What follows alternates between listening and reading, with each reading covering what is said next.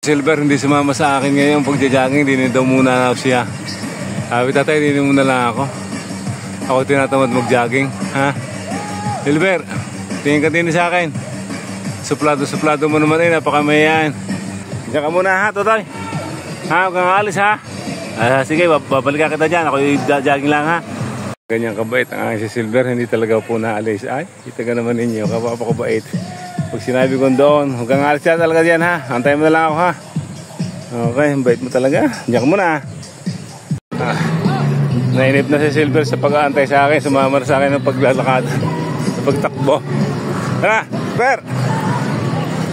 Sumama na siya. Nainip oh. Nainip siya. Ay, sumama na. Halika. Ito tayo.